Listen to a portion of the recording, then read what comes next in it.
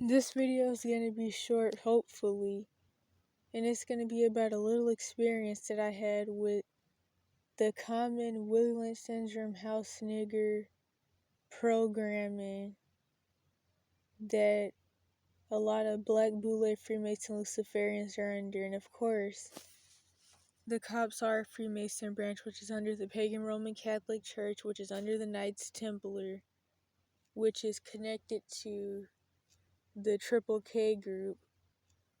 Well, not connected to. The Triple K group is a part of that, which they're also Luciferians, but that's another story. And so due to that, they have to be certain ways to even become a police officer or a security guard with these abusive security companies that are popping up everywhere. But they also get trained to be a certain way as well. Anyway, to hurry up and get to the point, when I was running away, and the police were called those many times, but of course, they really didn't care, luckily. I mean, they never do care, but like, they didn't even want to do the usual whole lockup thing that cops normally do. So when I was running away, and the cop came out to talk junk to me, he did the usual ageism stuff and the usual boule house nigger stuff that they do, especially down south there, specifically in GA, which Atlanta is named after Atlantis for a reason. But anywho, he was talking to me and he was like, now isn't a good time to be living under bridges, and he was saying that nothing I said mattered, and that, of course, like I still get told till this day, I'm a quote unquote child and I don't have anything. And he was talking about you can't compete with me or talk to me because I have a house and I have cars and he was talking about wristwatches and bull crap, and how I don't have anything and how am I going to support myself. I mean, kind of the same way I have been supporting myself and everybody else in the house, pretty much. That's kind of the funny thing that I don't talk about much anymore because I honestly kind of forgot about it. But after paying bills since 11, I kind of feel a little comfort in taking a break. But anywho, everything he was talking about revolved around the Matrix. It revolved around pride and vanity, the lust of the eyes, the lust of the flesh, and the pride of life. And I was like, none of that stuff even matters, because soon, which I said this a few years ago, this was like, maybe like early 2022, I guess. I was like, none of that's gonna matter because soon the dollar's gonna collapse. America/Babylon is gonna fall, and we're gonna be worse than a third world country, which I don't even like that term, but as people say, third world country. So we're gonna be worse than that. You're not gonna have any of that, and even if you do still have some of that stuff, you're not gonna be able to use it. It's not gonna mean anything. Food is gonna matter more. And he was like, oh, you're smart, you have a smart mouth.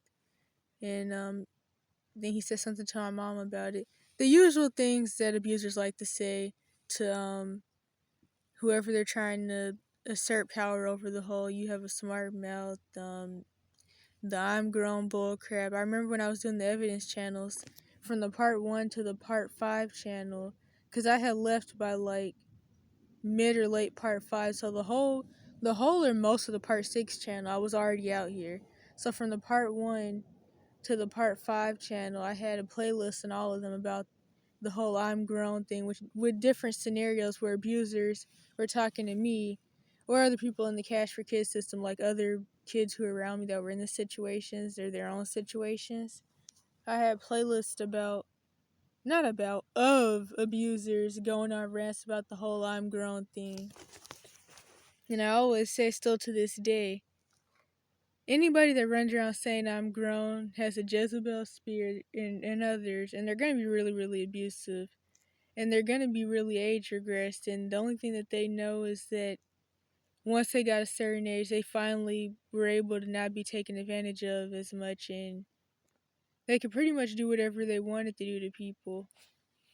Which that's kind of a video of its own about how, like, older people can pretty much do whatever they want and they can run around committing crimes and not get charged or go to jail. But if somebody who was 5 was to do even some of those things, they'd never see the light of day again. And to be truthfully honest, by some other people's standards who are materialistic and like to put other people down to lift themselves up, which is pretty much how society works, because that's the caste system. I mean, some people could say that I already was nothing and had nothing. I mean, we all lived in my older neighbor sister's house, and then before that, we lived in the hood, which my mom had to move back to after different things that happened. Because after I moved, everybody else moved. They don't even live in the state anymore. But yeah, anywho, people consider that having nothing already. But yeah, it's still really interesting.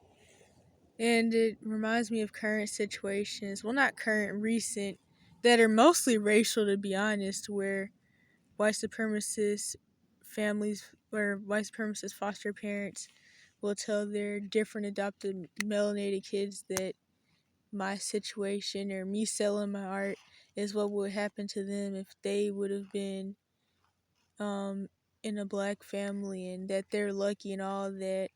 And of course, a lot of the foster kids out here grew up in situations like that, even Asian ones. I know this Asian dude who grew up in rich white supremacist family that he was adopted by that treated him worse than a dog, because of course white supremacists love dogs. They love dogs more than they like their own people, or quote unquote their own people, because of course the real war is against the white supremacists at the top and the ones at the bottom that think the ones at the top like them, but some at the bottom know that the ones at the top don't like them, which is why they form their different little racial groups where they fight each other, like that one that starts with the N. Even though the white supremacists at the top, they actually made that group, but that's all a long story. But yeah,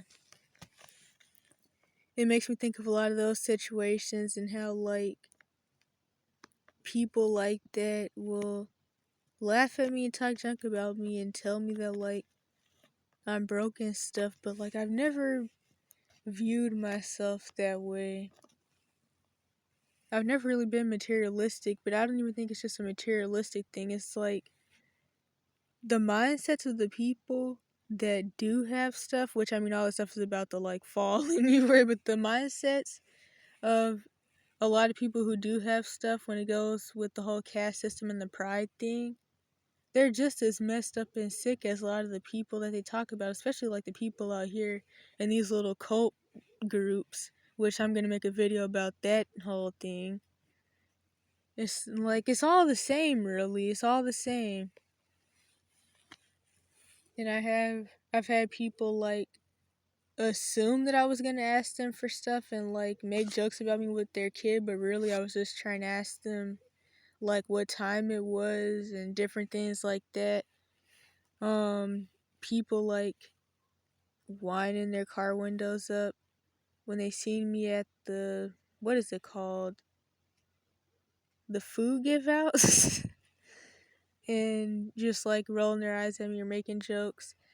Especially those like the rich white people. They do that stuff all the time. They do it to everybody pretty much, but especially to me. And it's like, while these things don't hurt my feelings, it's all just interesting because like I just sit back and watch. That's all I ever do in any community I'm in.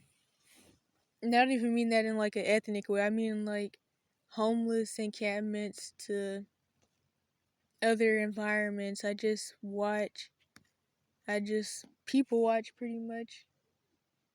Actually, it seems like a lot of people do that out here. Like when I was in NC and I met that girl, the one I mentioned, she was 19, she had the miscarriage and all that. She was like, "Do you want to just sit somewhere and people watch?" And I was thinking, oh dang, other people do that too. But actually, I've heard of other homeless people doing that. Sometimes that's all you really have to do, to be honest, is people watch. But yeah, anyway, my point is, I've never viewed myself as like not having anything or like really being broke. I do feel like it was kind of rubbed in my face a lot when I was like living with relatives, or at least they would rub into my face that they were broke, and they would be like, "You have plenty of money and you're hiding thousands of dollars, and you need to give us some money and all that." That's what my mom and her boyfriend would say. But like, I mean, I don't know what else to say about it. I just really don't view things like that. I mean, a lot of people can't even tell time. You have watches that cost thousands of dollars, but you can't tell time. Not that I'm trying to, like, say I can, but anywho. But yeah, the only thing that matters in the end is really the afterlife, whether you get into heaven or not. And the only thing that matters now is whether you meet your purpose or not, and whether you're actually helping and serving people and your spiritual. Ignore the tweaker noises in the background, and whether you're in the right spiritual posture. Um, it's like people's minds are just focused on the wrong thing. I don't want this to get too long, and I don't want to go off into rants, but people's minds are just focused on the wrong things. Mindset matters more. The afterlife and getting heaven matter. Well, getting to the new earth, the recreation of the universe. I have to make sure I put it like that because religious organizations have taught this really false doctrine that sounds like it's about Kermitting. If you know the meme where Kermit jumped off the roof, since I can't say the word, at least I don't think I can. And it all just sounds depressing and like just not wanting to be on earth. But the promise isn't even going to heaven. The promise is the New Jerusalem, if I can even say that word.